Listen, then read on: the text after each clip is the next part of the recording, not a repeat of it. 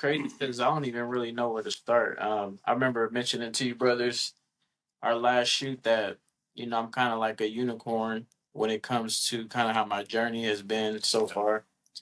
Um, but just a starting place would be just with my parents. Both my parents. Born Kansas City, Missouri, and that's where a small chunk of my this small chunk of my childhood was. Both my parents actually, I feel, were pretty unique in the sense that both sides of my family had drug issues, right? And my parents being part of eight, both on both sides. My dad and my mom had seven other siblings, so big families. And most of my aunts and uncles, they um, kind of had a drug abuse throughout. And then my mom and my dad, they actually were kind of the only two that never fell into that trap of the environment. So they say, they were raised in inner city Kansas City, in the projects, and I'm grateful that both of them actually did the best that they could with what they knew and kind of the environment that they had, and eventually came across, missionaries that was able to teach them the gospel, um, and ended up getting baptized, into the church. And so that's kind of where our journey started. We're definitely first generation members, pioneers to the faith for our family. Yeah, I have an older brother. My mom, she got pregnant young, which was not uncommon back in those days.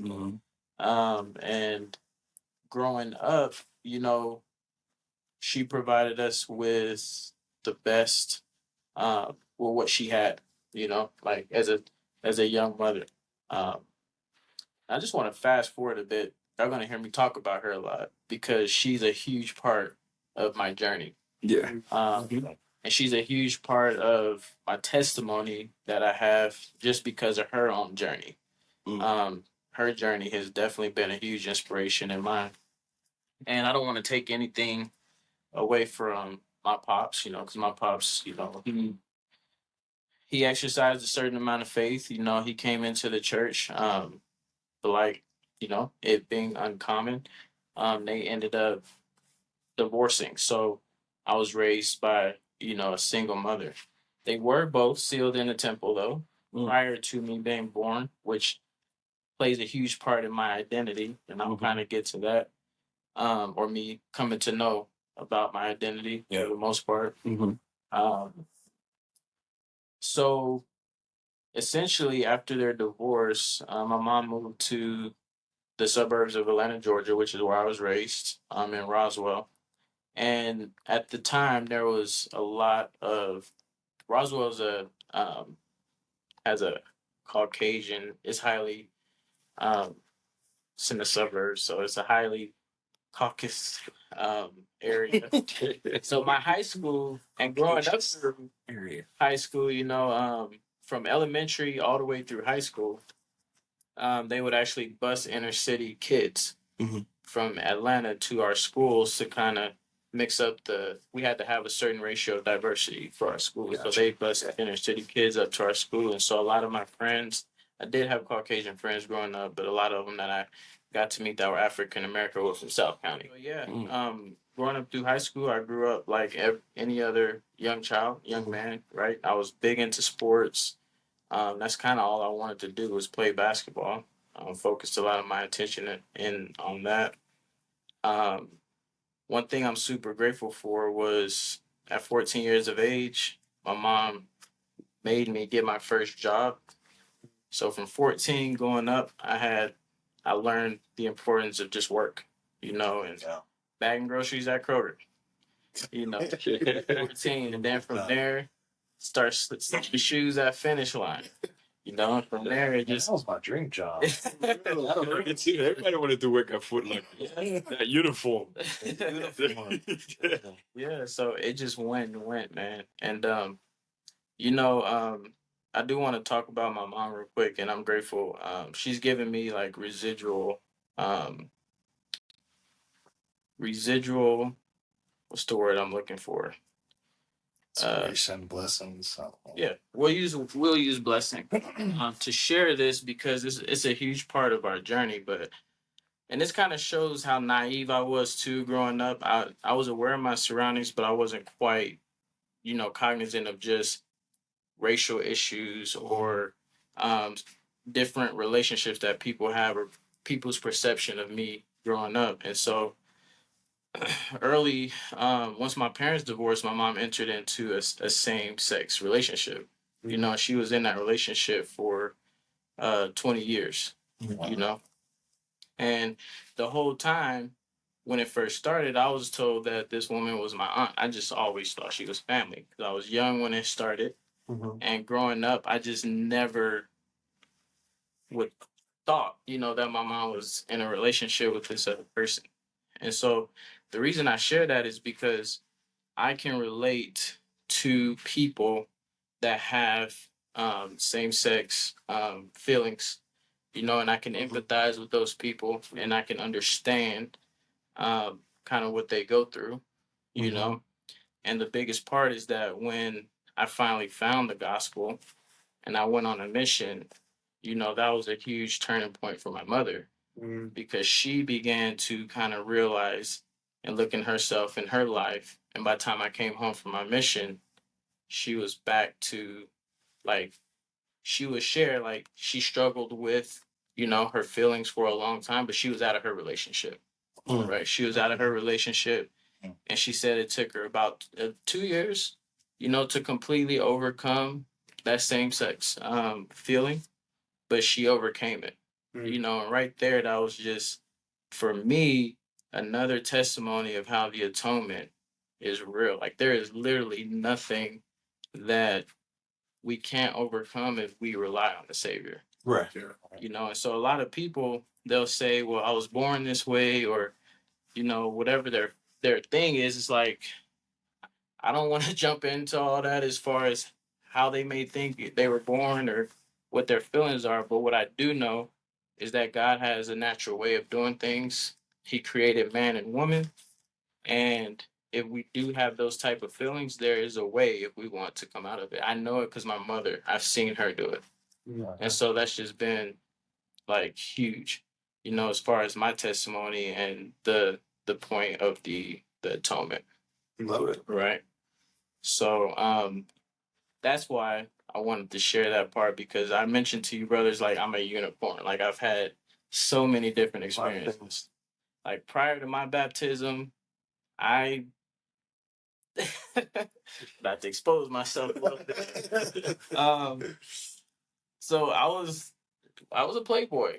I guess if that's what you want to call it, right? Yeah. Like not saying that I was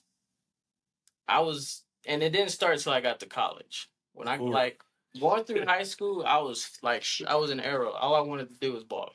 When I got to college, I got introduced to a group of guys, and it was just partying. Yeah. I had my first drink. You got free. Smoked my first. You know what I'm saying? Like I had that experience, so I can relate to people that drink, that smoke, that club, like because I lived that life. Prior to my baptism. So it's just like amazing how I can go through all these things and then hit a breaking point where it's like I know I needed to change and I actually sought God and was able to get that change. Wow.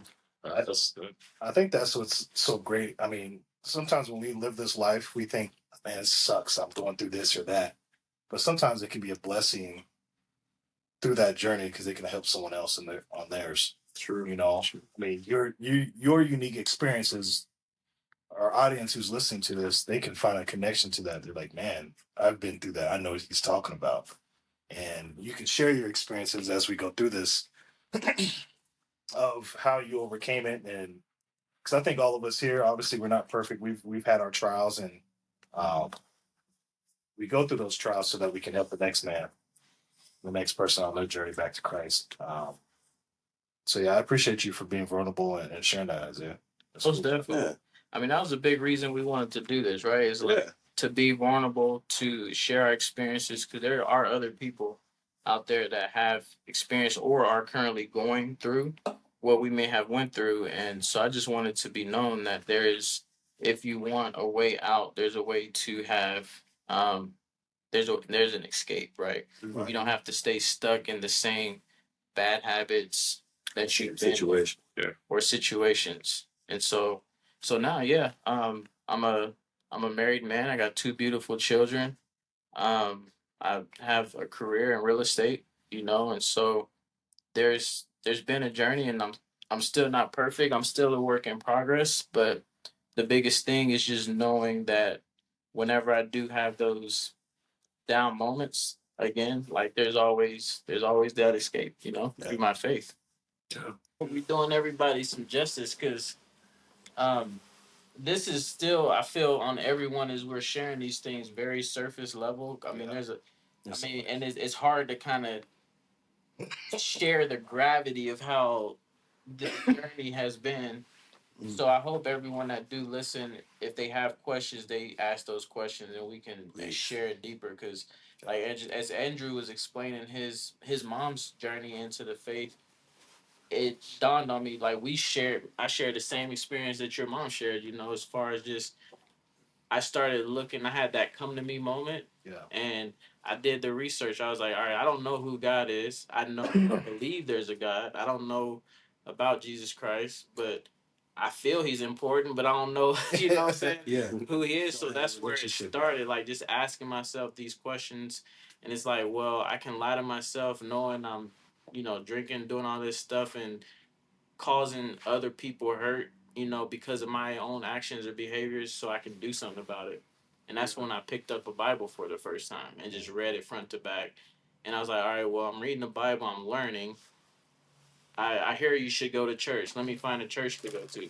So that's when I started looking at Methodist, Baptist, even Islam, because at the time the girl I was involved with was a Muslim, right? So I even wanted to kind of see maybe I fit in this church, or this faith. And so when I read about Latter Day Saints, because at the time my dad told me as I was going through this search, like, yeah, me and your mom was baptized Mormons. I'm like, okay, I don't know, never heard of Mormons. What's that? Right. Oh yeah, what's that? What's that mean? So like Wikipedia, right at the time, and it was like Latter Day Saints. This is what Latter Day Saints believe. They believe in a doctrine of pre Earth life, pre existence was the word they used, and it was like they believe in it, that we existed before, and now we're here for a purpose. And I kid you not, it was like a literal flash of light went off in my mind. Like I literally saw just like a flash, and I was like, "That's it." Like it was literally like I was looking for something, didn't know what it was, but it was like a spark just went off, and it was like, "That's it." And from there, I was like, I already like knew, like that was the purpose, you know. And from there, it was just for it. So I definitely relate to your mom as far as that search, you know, and navigating to find out where you belong, and then once you find it, it's like you just know. Yeah, I love it. You know.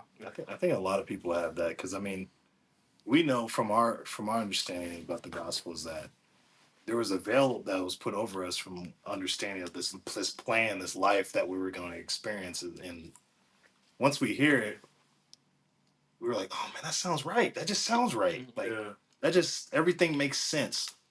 And I mean, obviously, with the gospel, it takes faith, but there's sometimes just a little bit of a logical side too. That's like, yeah, that makes perfect sense. Everything falls in place. God just He does that for this and this and that. And just everything is like a perfect puzzle piece. Yeah. You know, Yeah.